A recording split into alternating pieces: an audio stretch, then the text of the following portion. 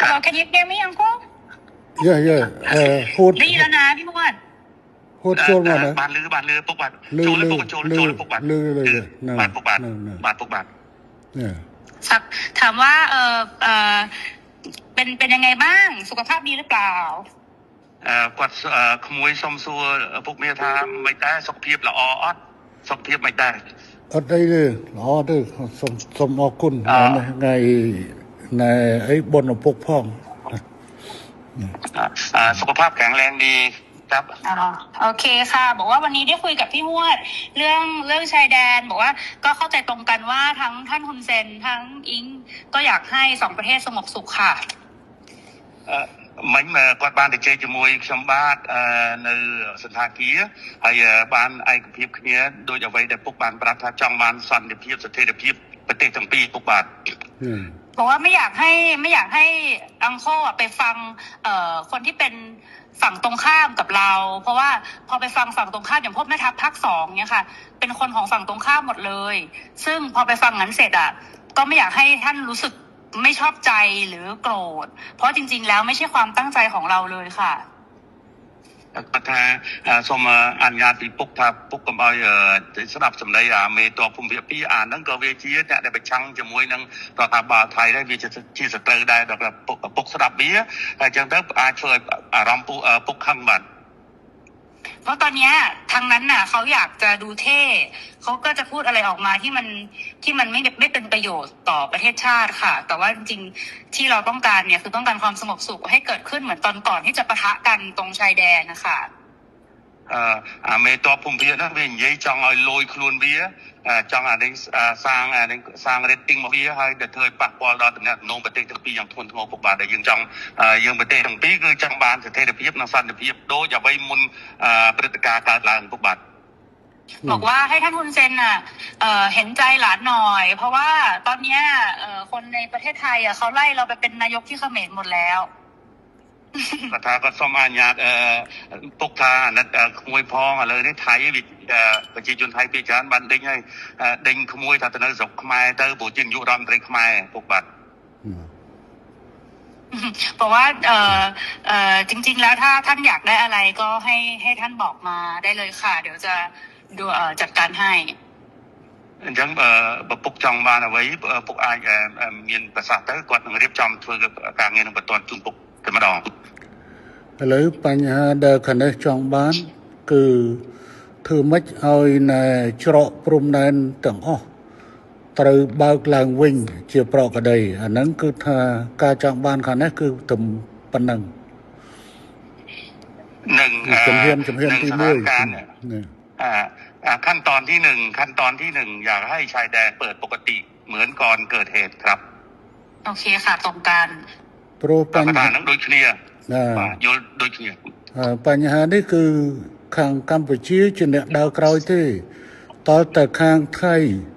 បិទដែងដកយកបំរាមដែងបិទព្រំដែនបិទច្រកព្រំដែននេះចេញជាមុនបានកម្ពុជាចាប់ផ្ដើមអនុវត្តតាមក្រោយจริงๆเหตุการณ์เรื่องปิดชายแดนเนี่ยฝ่ายไทยเป็นคนเริ่มก่อนฉะนั้นถ้าฝ่ายไทยเนี่ยถอนคำสั่งกัมพูชาก็ตามเลยเปิดปกติហើយរឿងនេះគឺកម្ពុជាមិនអាចធ្វើឲ្យមុនបានទេដោយសារកម្ពុជាបានខកចិត្តម្ដងហើយដោយសារកែសម្រួលកម្លាំងនៅមុំ3ប៉ុន្តែហើយថាឲ្យមានប្រក្រតីនៅតាមព្រំដែនប៉ុន្តែទីចុងបំផុតបែរជាខាងយោធាថៃនៅតែផ្កើននៅបន្តស្ថានភាពបិទទល់ដែនបិទច្រកដដែលเพราะว่าเรา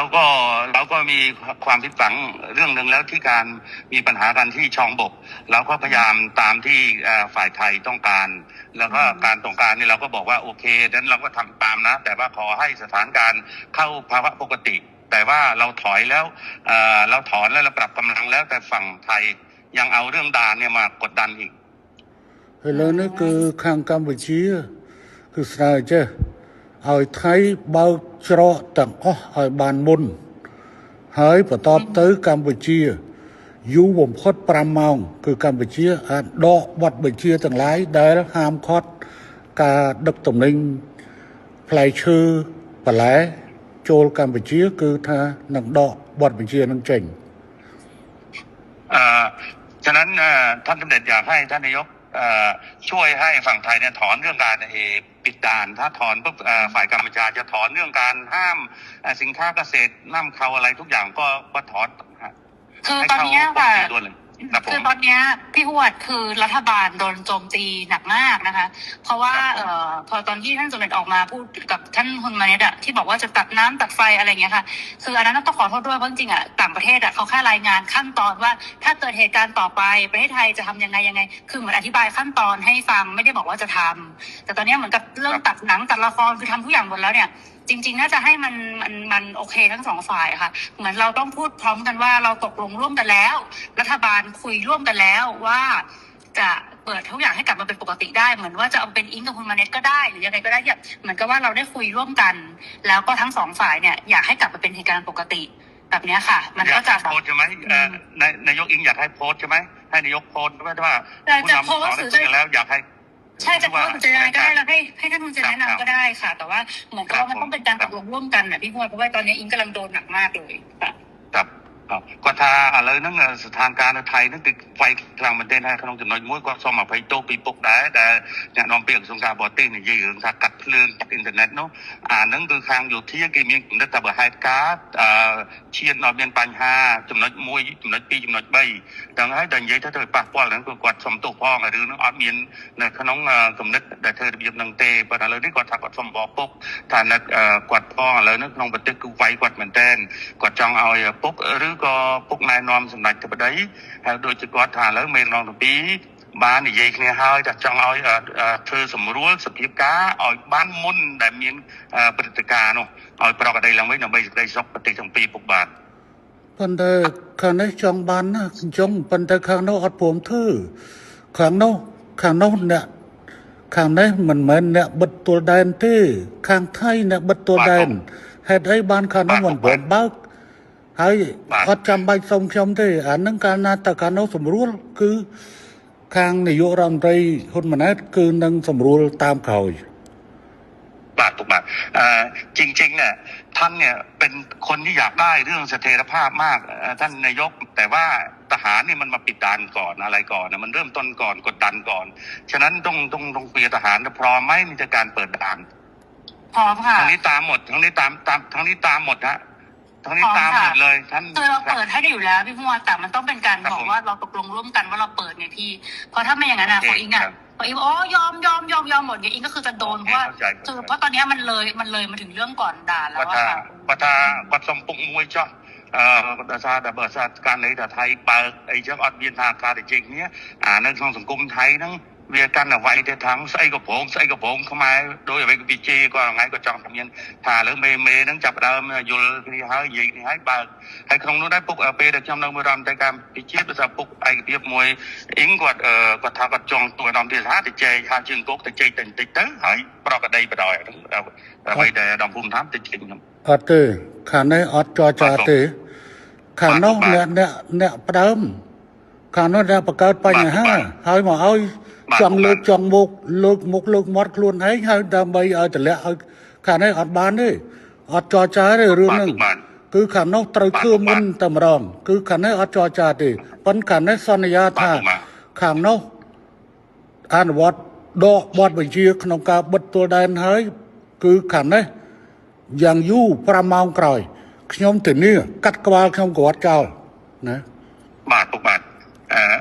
อย่างนี้นายกท่านนายกเองว่าท่านเนี่ยไม่อยากมีว่าการเจรจาเรื่องปิดด่านเพราะว่าไอ้ปิดด่านว่าทหารมันเริ่มก่อนทางที่มาหลอกเราให้เรานะปรับกำลังแล้วบอกว่าสถานการณ์ต้องเข้าปกติพวกตอนที่ปรับกำลังในช่องบกเนี่ยคุยกันเรียบร้อยบอกว่าถ้าปรับตรงนี้เสร็จเรียบร้อยนะทุกอย่างต้องจบทหารសម្របសម្រួលឲ្យមានការបើកច្រកវិញនោះទេភាគីថៃជាអ្នកបិទច្រកដោយឯកតោភាគីដូច្នេះថៃត្រូវតែបើកជាឯកតោភាគីវិញសម្ដេចអះអាងថាបើភាគីថៃបើកព្រំដែនវិញយ៉ាងយូរ5ម៉ោងក្រោយកម្ពុជានឹងបើកវិញភ្លាមសូមទស្សនាការលើកឡើងលំអិតរបស់សម្ដេចធិបតីនាយករដ្ឋមន្ត្រីកម្ពុជាដូចតទៅអញ្ចឹងរឿងបិទផ្លូវបិទព្រំដែនបិទអីមិនមែនរឿងរបស់គាត់ទេប៉ុន្តែមួយទៀតវាសាមញ្ញបំផុត ពេលដែលថៃតបថៃបិទព្រំដែនឯកតោភាគីក៏អត់មានប្រាប់យើងមួយម៉ាត់ណា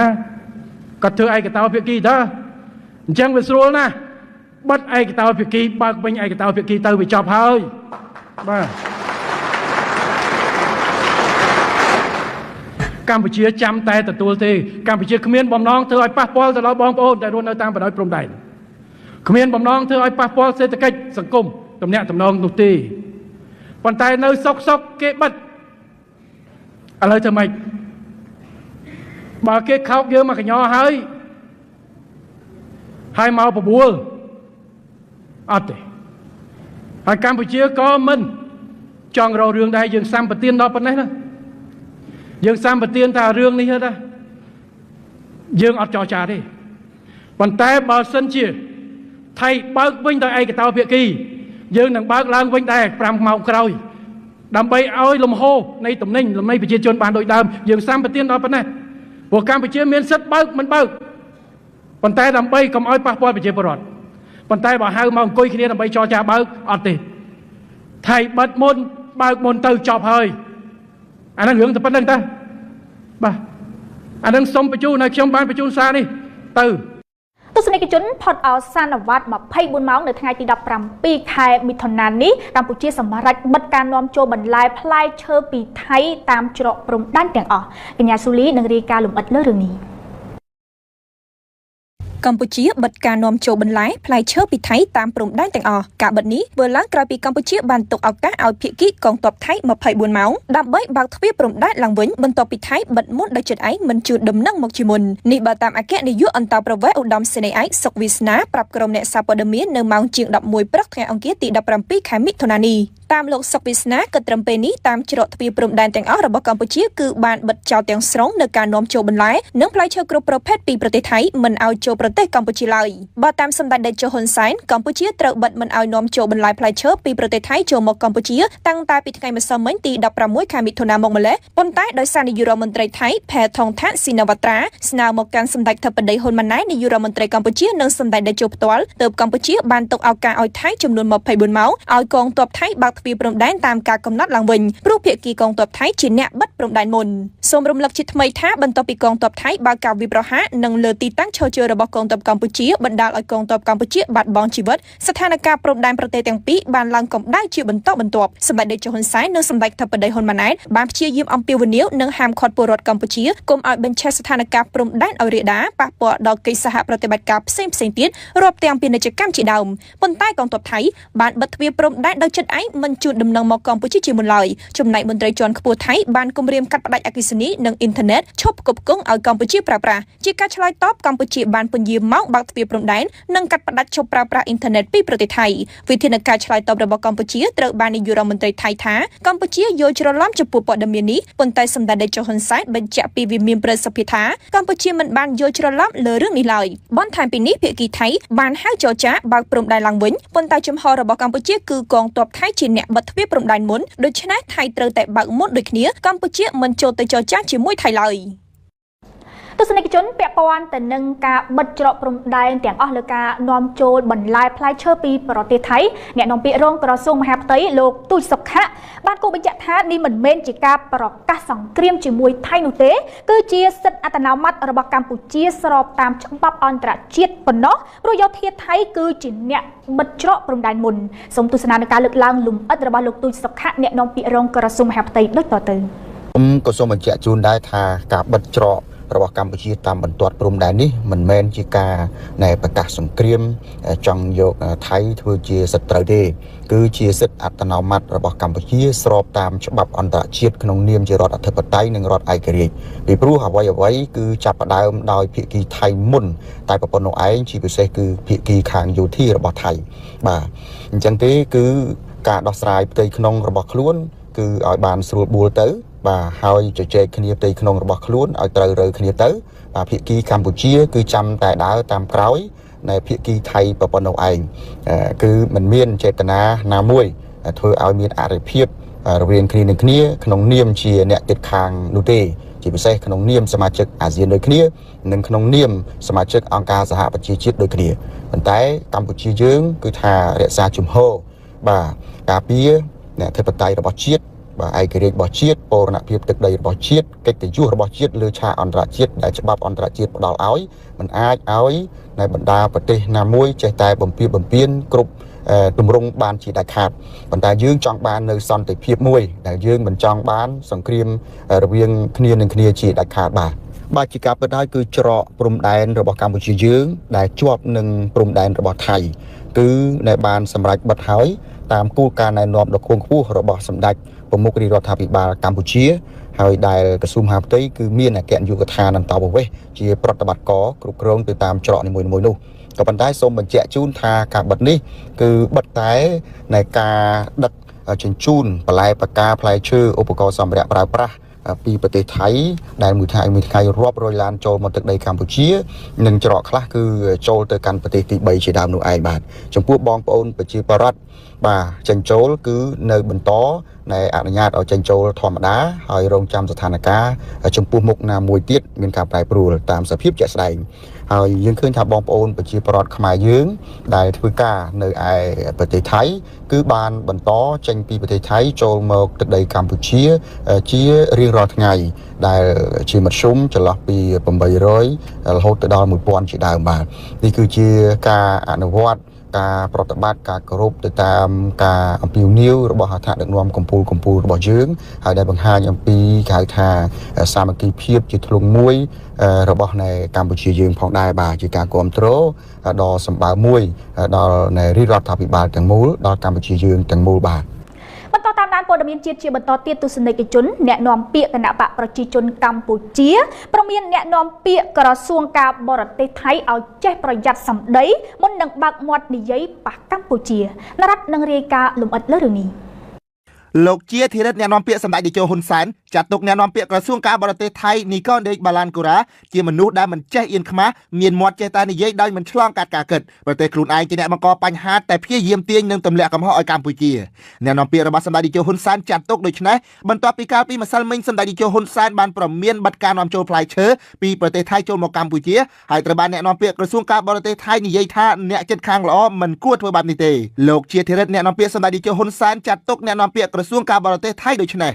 ពិតជាមិនចេះខ្មាស់មែននៅពេលសម្ដេចតេជោប្រមានបិទការនាំចូលបន្លែផ្លែឈើលោកអ្នកនាំពាក្យក្រសួងការបរទេសថៃចេះនិយាយថាអ្នកចិត្តខាងល្អមិនគួរធ្វើអីចឹងចោះត្រង់ប្រទេសលោកឯងបិទព្រំដែនដោយឯកតោភាគីតើនេះជាចរិតអ្នកចិត្តខាងល្អមែនទេសូមរំលឹកជាថ្មីថាបន្ទាប់ពីកងទ័ពថៃបានបើកការវាយប្រហារលើទីតាំងឈរជើងរបស់កងទ័ពកម្ពុជាបណ្ដាលឲ្យកងទ័ពកម្ពុជាម្នាក់បាត់បង់ជីវិតស្ថានភាពព្រំដែនរវាងប្រទេសកម្ពុជាថៃបានឡើងកម្ដៅជាបន្តបន្ទាប់សម្ដេចតេជោហ៊ុនសែននិងសម្ដេចមហាបវរធិបតីហ៊ុនម៉ាណែតបានអំពាវនាវនិងហាមឃាត់ពលរដ្ឋកម្ពុជាកុំឲ្យបញ្ឆេះស្ថានភាពព្រំដែនឲ្យរាលដាលប៉ះពាល់ទៅដល់កិច្ចសហប្រតិបត្តិការផ្សេងទៀតរាប់ទាំងពាណិជ្ជកម្មជាដើមប៉ុន្តែកងទ័ពថៃបានបិទទ្វារព្រំដែនដោយចិត្តឯងមិនបានជួនដំណឹងមកកម្ពុជាជាមុនឡើយចំណែកមន្ត្រីជាន់ខ្ពស់ថៃក៏បានគម្រាមកាត់ផ្តាច់អគ្គិសនីនិងអ៊ីនធឺណិតឈប់ផ្គត់ផ្គង់ឲ្យកម្ពុជាប្រើប្រាស់ជាការឆ្លើយតបកម្ពុជាបានពន្យាម៉ោងបើកទ្វារព្រំដែននិងកាត់ផ្តាច់ឈប់ប្រើប្រាស់អ៊ីនធឺណិតពីប្រទេសថៃវិធានការឆ្លើយតបរបស់កម្ពុជាត្រូវបាននាយករដ្ឋមន្ត្រីថៃថាកម្ពុជាយល់ច្រឡំចំពោះព័ត៌មាននេះប៉ុន្តែសម្ដេចតេជោហ៊ុនសែនបញ្ជាក់នៅថ្ងៃទី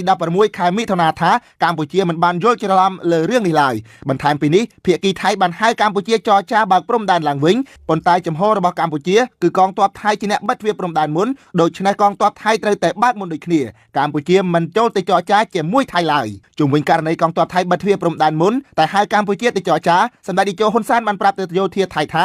ថៃជាអ្នកបិទទ្វារមុនហើយមកដាក់លក្ខខណ្ឌដើម្បីចរចាបើកច្រកទ្វារកម្ពុជាទទួលយកមិនបានឡើយព្រោះកម្ពុជាជាប្រទេសដែលមានកិត្តិយសមានសេចក្តីថ្លៃថ្នូរហើយចេះទទួលខុសត្រូវ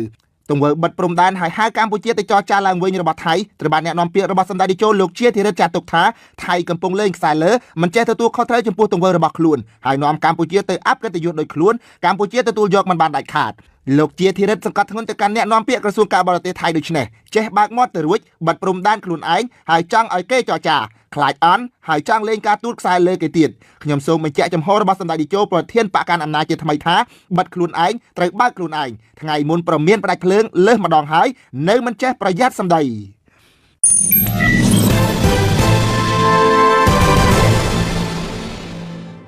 ដែលសម្រាប់ព័ត៌មានសេដ្ឋកិច្ចថ្ងៃនេះលោកម៉ៃគុណមករានិងលោកហ៊ុនឌីណានឹងមានបទអន្តរាគមន៍ពាក់ព័ន្ធទៅនឹងការជះឥទ្ធិពលទៅលើទំនាក់ទំនងពាណិជ្ជកម្មទ្វេភាគីក្រោយកម្ពុជាបិទការនាំចូលបន្លែផ្លែឈើពីប្រទេសថៃ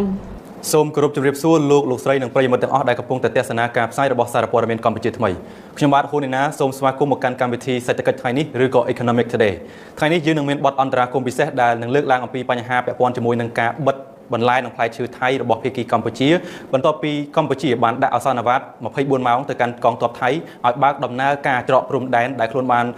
បិទដំណើរការនឹងកំណត់ម៉ោងរយៈពេលចេញចូលនោះដែលមិនបង្កជាការរំខានដល់ការចរាចរទំនិញរវាងទ្វេភាគីរវាងថៃនិងកម្ពុជាថ្ងៃនេះយើងនឹងមានលោកម៉ៃគុណមករាដែលលោកនឹងធ្វើបទអន្តរាគមន៍ពិសេសជុំវិញបញ្ហានេះទស្សនិកជនគិតត្រឹមម៉ោង11ព្រឹកថ្ងៃអង្គារទី17មិថុនានេះ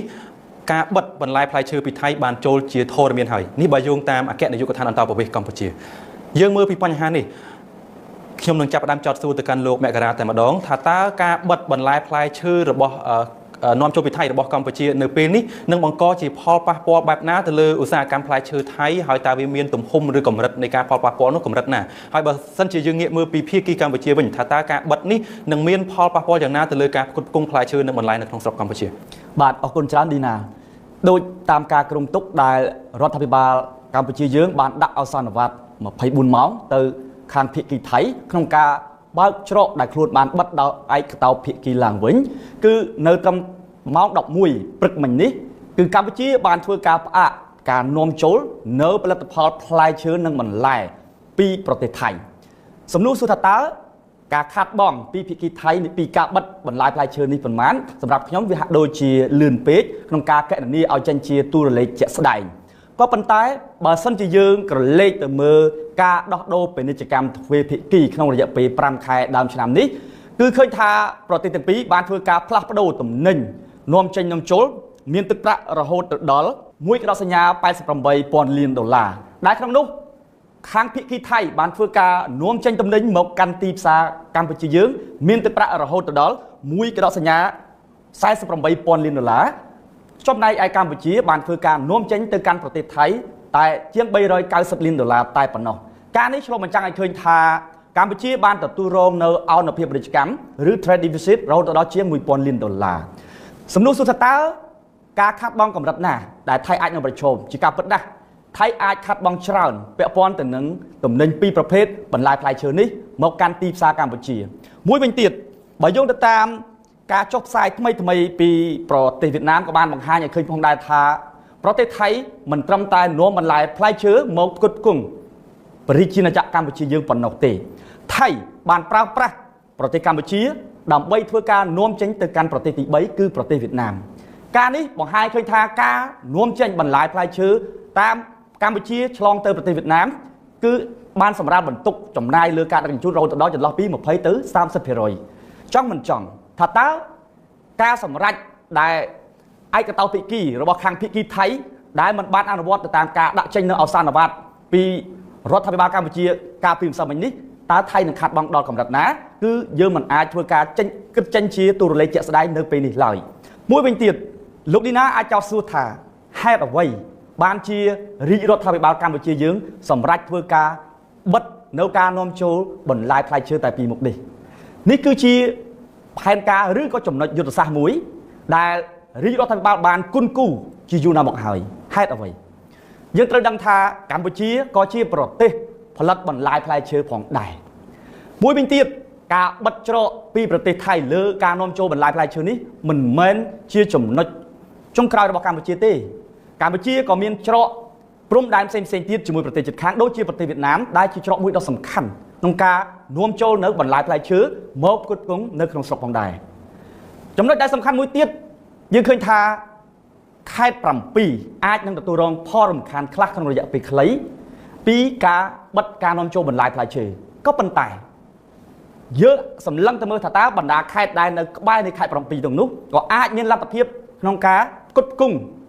ទៅកាន់បណ្ដាខេត្តទាំង7ដែលរងផលប៉ះពាល់គ្នានៅក្នុងរយៈពេលខ្លីនេះផងដែរជាមួយគ្នាដែរខ្ញុំបានជជែកជាមួយនឹងមន្ត្រីនៅក្រសួងពាណិជ្ជកម្មលោកក៏បានជម្រាបជូនផងដែរថាក្រសួងបានធ្វើការចុះណែនាំទៅដល់បណ្ដាមន្ទីរពាណិជ្ជកម្មនានានៅតាមព្រំដែនរយៈពេលយូរណាស់មកហើយធ្វើការសិក្សាអំពីតម្រូវការជាក់ស្ដែងធ្វើការសិក្សាតាមដានថាតើ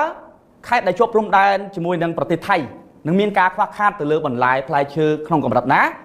ហើយត្រូវសម្រួលធ្វើការនាំចូលពីបណ្ដាខេត្តផ្សេងៗដូចជាខេត្តកណ្ដាលកំពង់ចាមជាដើមឬក៏កំពង់ធំសៀមរាបដើម្បីយកទៅផ្គត់ផ្គង់នៅពេលខ្វះខាតដែលអាចកើតមានឡើងនៅពេលណាមួយនោះដូច្នេះក្រៅតែពីប្រទេសវៀតណាមកម្ពុជាតាមរយៈកិច្ចព្រមព្រៀងពាណិជ្ជកម្មសេរីជាមួយនឹងចិនតាមរយៈកិច្ចព្រមព្រៀងពាណិជ្ជកម្មសេរីនៅក្នុងតំបន់ជាមួយអាស៊ានឬក៏ ASEAN កម្ពុជាក៏អាចធ្វើការនាំចូលនៅទំនិញបន្លែផ្លែឈើពីបណ្ដាប្រទេសនៅក្នុងតំបន់អាស៊ានយើងមួយចំនួនទៀតផងដែរដូច្នេះវាមិនមែនជាអ្វីមួយថ្មីដែលថៃធ្លាប់ធ្វើមកលើកម្ពុជានោះទេរាជរដ្ឋាភិបាលកម្ពុជាបានសិក្សាយ៉ាងច្បាស់អំពីផលិតផលទាំងពីរនេះដោយកម្ពុជាគឺជាប្រទេសផលិតបន្លែផ្លែឈើផងដែរហើយកម្ពុជាក៏មានច្រកនាំចូលបន្លែផ្លែឈើដ៏សំខាន់ពីប្រទេសវៀតណាមនិងប្រទេសមួយចំនួននៅក្នុងដៃគូអាស៊ានផងដែរបាទអរគុណលោកមករាអ្វីដែលខ្ញុំគួរចាប់អារម្មណ៍នោះគឺថាតកតងជាមួយនឹងការផ្គត់ផ្គង់ក្នុងស្រុកនៅពេលដែលយើងបិទបន្លែផ្លែឈើពីប្រទេសថៃយើងអាចនឹងមានលទ្ធភាពមួយចំនួនដែលខេត្តនៅតាមបណ្ដាខេត្តដែលអាចនឹងរងផលប៉ះពាល់នោះមានការផ្គត់ផ្គង់ទៅកាន់ខេត្តទាំងនោះហើយក៏ដូចជាច្រកការផ្គត់ផ្គង់ពីក្រៅប្រទេសដូចជាវៀតណាមឬក៏បណ្ដាប្រទេសដែលកម្ពុជាមានកិច្ចព្រមព្រៀងពាណិជ្ជកម្មសេរីជាមួយប៉ុន្តែអ្វីដែលខ្ញុំកាន់តែមានចម្ងល់មួយទៀតនោះគឺថាតើអាចការបិទនេះអាចនឹងបង្កជាការអូសបន្លាយនៃការឡើងថ្លៃឬក៏តម្លៃនៃបន្លែផ្លែឈើដែរទេលោកមករាអាចជម្រាបជូនបានទេលើបញ្ហានេះបាទឌីណាបើតាមអ្វីដែលខ្ញុំបានធ្វើការតាមដានពាក់ព័ន្ធទៅនឹងករណីនេះយើងឃើញថារដ្ឋាភិបាលកម្ពុជាយើងបានធ្វើការគិតគូរទាំងរយៈពេលបន្ទាន់និងរយៈពេលវែងសម្ដៅធ្វើយ៉ាងណារក្សានៅការផ្គត់ផ្គង់ទាំងក្នុងស្រុកសម្ដៅធ្វើយ៉ាងណារក្សានៅនិរន្តរភាពសេដ្ឋកិច្ចផ្ទៃក្នុងរបស់យើងឃើញថាបច្ចុប្បន្នគឺពាក់ព័ន្ធទៅនឹងបញ្ហាបិទព្រំដែននេះដូចជាការផ្អាកនៃការនាំចូលបន្លែនិងផ្លែឈើពីប្រទេសថៃនេះគឺយើងពិបាកនឹងការប៉ាន់ស្មានថាតើវានឹងអាចអូសបន្លាយពេលដល់ពេលណានោះទេដើមចំនៃបញ្ហានេះគឺខាងភាគីថៃមែនតើទៅគឺខាងយោធាបានធ្វើការបិទច្រកព្រំដែនដោយឯកតោភាគីសម្រាប់ទាំងរដ្ឋាភិបាលថៃនិងរដ្ឋាភិបាលកម្ពុជាបានជជែកពិភាក្សាគ្នាជាពិសេសគឺប្រមុខរាជរដ្ឋាភិបាលកម្ពុជាយើងមិនចង់ឲ្យបញ្ហានេះរីករាលដាល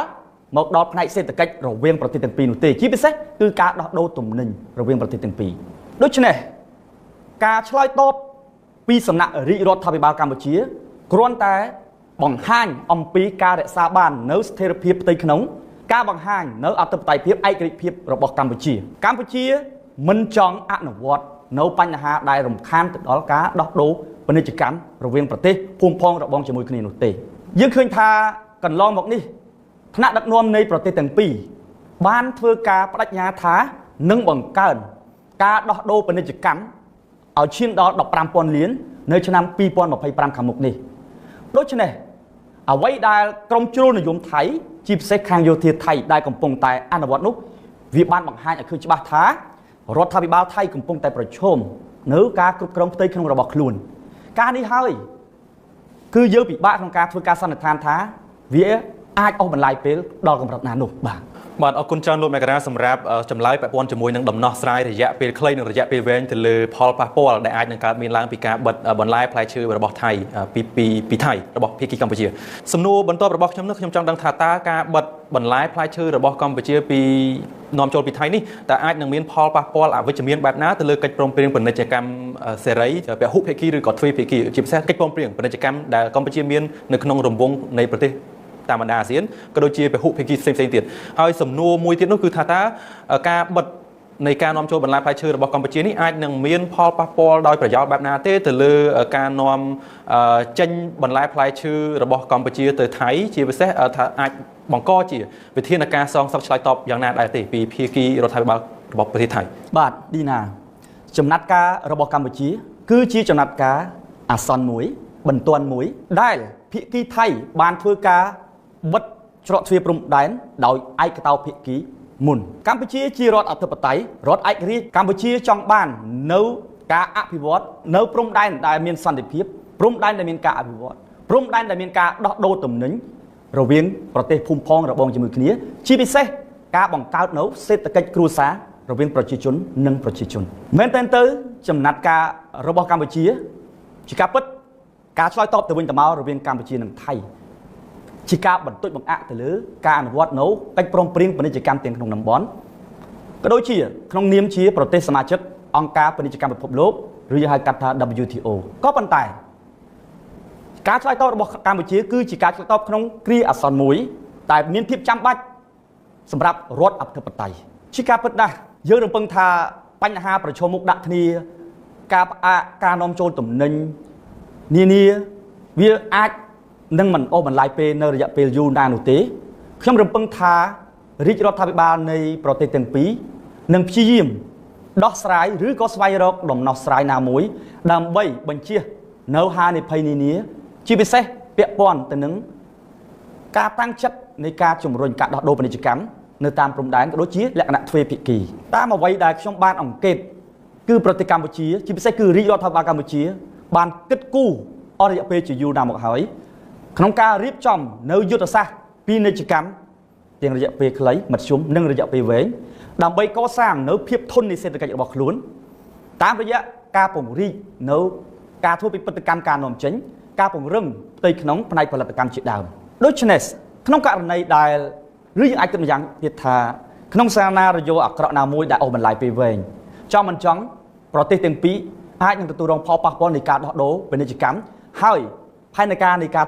បដិញ្ញាចិត្តរបស់ថ្នាក់ដឹកនាំប្រទេសទាំងពីរដែលសម្រេចនៅការដោះដូរពាណិជ្ជកម្មទ្វេភាគីរហូតដល់ 15,000 លានដំណាច់ឆ្នាំ 2027 ខាងមុខនេះក៏ពុំអាចសម្រេចបានដែរមែនទែនទៅកម្ពុជាពុំមានបំណង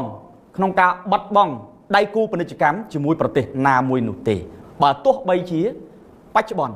កម្ពុជាបានធ្វើការអនុវត្តនៅកិច្ចព្រមព្រៀងពាណិជ្ជកម្មសេរីជាមួយចិនជាមួយកូរ៉េជាមួយខាងអារ៉ាប់និងកិច្ចព្រមព្រៀងពាណិជ្ជកម្មនៅក្នុងតំបន់ដូចជាពាណិជ្ជកម្មនៅអាស៊ាន RCEP និងបណ្ដាប្រទេសនានាទៀតក៏ដោយយើងឃើញថាប្រទេសថៃក៏ជាដៃគូពាណិជ្ជកម្មដ៏ធំជាមួយកម្ពុជាផងដែរដូច្នេះពេលដែលប្រទេសទាំងពីរប្រឈមមុខនឹងភាពតានតឹងដាក់គ្នាបែបនេះរាជរដ្ឋាភិបាលកម្ពុជាបានលើកឡើងហើយថាការបិទព្រំដែនដោយឯកតោភាគីដោយភាគីថៃកន្លងមកនេះសូមត្រឹមតែមានបញ្ហានៅត្រង់ដែរបិទនោះចុះកុំពង្រីកឲ្យវារីករាលដាលដល់បញ្ហាសេដ្ឋកិច្ចដូច្នេះជំហរកម្ពុជាច្បាស់ណាស់ប្រសិនបើខាងភាគីថៃបើកកម្ពុជានឹងស្វាគមន៍ហើយស្ថានភាពនឹងត្រឡប់មកប្រកបដោយភាពវិញដូច្នេះយើងឃើញថាក្នុងរយៈពេលខ្លីជាការពិតណាស់ប្រទេសទាំងពីរជាពិសេសនោះគឺប្រជាពលរដ្ឋដែលជាជនងាយរងគ្រោះអាចនឹងរងផលប៉ះពាល់នៃការដោះដូរទំនិញជាពិសេសផលិតផលកសិកម្មរវាងគ្នានឹងគ្នាបើសិនបើស្ថានភាពនេះអូសបន្លាយពេលក៏ប៉ុន្តែក្រឡេកមើលទីផ្សារកម្ពុជាខាងក្នុងឯនេះវិញបច្ចុប្បន្នកម្ពុជាក៏បានពង្រឹងនៅទំនុកចិត្តរបស់ប្រជាពលរដ្ឋក្នុងការប្រើប្រាស់ផលិតផលក្នុងស្រុកផងដែរឱកាសនេះក៏ជាលទ្ធភាពដល់ប្រជាពលរដ្ឋកម្ពុជាមានទីផ្សារក្នុងស្រុកដ៏ខ្លាំងមួយផងដែរហើយប្រជាពលរដ្ឋក៏បានប្រើប្រាស់ក៏មានទំនុកចិត្តក្នុងការប្រើប្រាស់ផលិតផលកម្ពុជាផងដែរយើងឃើញថា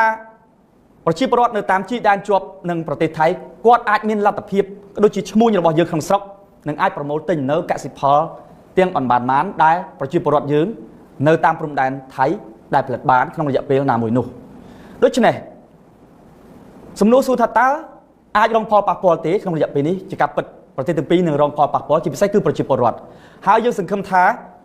ឱកាសនេះក៏បង្ហាញឲ្យឃើញអំពីការកើនឡើងនៅការប្រើប្រាស់ផ្ទៃក្នុងរបស់កម្ពុជាផងដែរហើយផលិតផលកសិកម្មរបស់កម្ពុជាមួយចំនួនក៏អាចនឹងមានតម្លៃទីផ្សារល្អជាងមុនផងដែរជាក់ស្ដែងបើយោងទៅតាមរបាយការណ៍របស់ក្រសួងកសិកម្មកន្លងមកនេះយើងឃើញថាក្នុងឆ្នាំ2024កន្លងទៅនេះកម្ពុជាបានរកចំណូលពីការនាំចេញផលិតផលកសិកម្មរហូតដល់4កដកសញ្ញា $4,000 លានដែលយើងបានធ្វើការនាំចេញនៅផលិតផលកសិកម្មមានជាង11កដកសញ្ញា 7 លានតោនឯណោះទៅកាន់ទីផ្សារជាច្រើននៅលើពិភពលោកដូច្នេះបច្ចុប្បន្នការវិនិយោគនៅក្នុងស្រុកលើវិស័យកសិកម្មរបស់យើងក៏មានការរីកចម្រើនដូច្នេះក៏អាចស្រូបទាញនៅផលិតផលមួយចំនួនរបស់ប្រជាពលរដ្ឋយើងតាមព្រំដែនថៃផងដែរបាទអរគុណលោកមករាសម្រាប់បទអន្តរាគមន៍ពិសេសថ្ងៃនេះដែលយើងបានពិភាក្សាគ្នាពាក់ព័ន្ធជាមួយនឹងការបិទបន្លែផ្លែឈើនាំចូលពីប្រទេសថៃដើម្បីជាការឆ្លើយតបទៅនឹងភាគីថៃដែលបានបិទព្រំដែនកំណត់ម៉ោងចេញចូលជាឯកតោភាគីលោកនាងជាទីមេត្រីកម្មវិធីសេដ្ឋកិច្ចថ្ងៃនេះឬក៏ Economic Today បានឈានជើងមកដល់ទីបញ្ចប់ខ្ញុំបាទហ៊ូនីណានិងលោកម៉ៃគុណមករាសូមអរគុណសូមជម្រាបលា